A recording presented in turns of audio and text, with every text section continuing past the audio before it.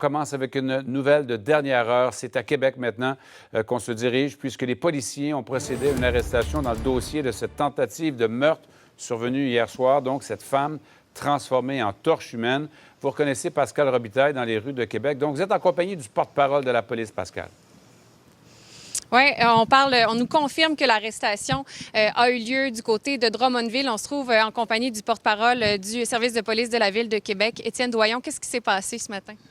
En fait, ce matin, par différents moyens d'enquête, on a localisé le suspect, comme vous l'avez mentionné, sur la rue Girardin. Ça se trouve dans le secteur de Drummondville. C'est des policiers de la Sûreté du Québec qui ont procédé à l'arrestation de l'individu qu'on recherchait. On parle d'un homme de 39 ans, arrêté pour tentative de meurtre et voies de fait grave. Et comment se porte la victime jusqu'à présent? La victime est toujours dans un centre hospitalier. On sait qu'elle a subi des brûlures très importantes. On en est là pour l'instant. On souhaite le meilleur pour elle, évidemment. Est-ce qu'on a une idée davantage de ce qui s'est passé là, la nuit dernière, hier soir, là, aux alentours de 21 h? Est-ce qu'il s'agit d'un crime familial? Évidemment, comme on l'avait mentionné, le suspect est connu de la victime. Donc, on parlerait d'ex-conjoint. Pour rappeler aux gens qu'est-ce qui s'est passé, donc vers 20h55, on s'est présenté ici. La dame s'était fait immoler là, littéralement par le suspect. Celui-ci avait pris la fuite rapidement. Le ratissage policier avait été effectué ici dans le secteur. Finalement, il y a vraiment du travail d'enquête important qui a été réalisé par l'ensemble des policiers du SPVQ. Toute la nuit, je vous dirais là, que des policiers ont travaillé sur le dossier. Finalement, ça a porté fruit. Nos confrères de la Sûreté du Québec ont fait un excellent travail en procédant à l'arrestation du suspect. Quelle est la suite des choses pour le suspect arrêté? Ils seront, on présume, interrogés. On présume qu'il va comparaître bientôt. Oui, absolument. Présentement, il y a des enquêteurs du service de police de la Ville de Québec qui sont en direction de Drummondville pour faire l'interrogatoire avec ce suspect-là. Donc, c'est quand même nous, le SPVQ, qui menons cette enquête-là jusqu'à maintenant. L'homme, est-ce qu'il était connu des services policiers? C'est pas une information que je possède à l'heure actuelle. Pouvez-vous confirmer que la scène horrible qui a été décrite par plusieurs témoins ici, rue Arago, s'est malheureusement déroulée devant la grand-mère, en fait la mère de la victime et ses jeunes enfants?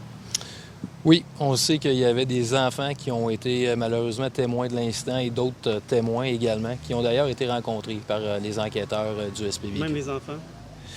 Par rapport vraiment là, à chaque personne spécifiquement qui a été rencontrée, je ne voudrais pas m'avancer, mais je peux vous confirmer que oui, malheureusement, il y a des enfants qui ont été témoins de l'incident. Et comment sont-ils pris en charge, ces jeunes enfants-là? Les jeunes enfants ont été pris en charge dans ce cas-là par la grand-mère. Je sais qu'ils ont eu des soins particuliers, des vérifications vers un centre hospitalier pour s'assurer que tout va bien. Malheureusement, je n'ai pas vraiment de détails spécifiques par rapport à leur état, à ces enfants-là. Tant les enfants que leur grand-mère n'ont pas été blessés physiquement? Absolument. Il n'y a pas eu de blessure sur les enfants ni chez cette dame-là que vous parlez.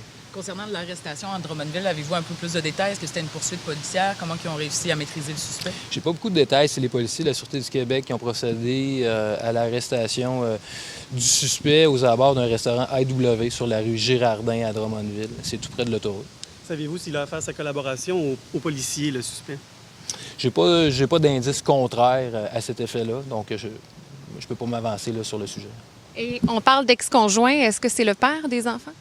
J'ai pas, malheureusement, cette information-là. Je comprends que vous avez plusieurs questions. Il faut comprendre que tout ça s'est déroulé vers 21 h hier soir. On a un suspect d'arrêté. Pour nous, c'est ce qui est important aussi de rassurer les gens de Québec.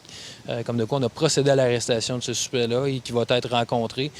Les enquêteurs vont être en mesure de faire une belle trame des événements et éventuellement, si cette personne-là a un procès, tous ces détails-là sortiront lors de son procès. Étienne Doyon, porte-parole du service de police de la Ville de Québec. Merci beaucoup. Merci.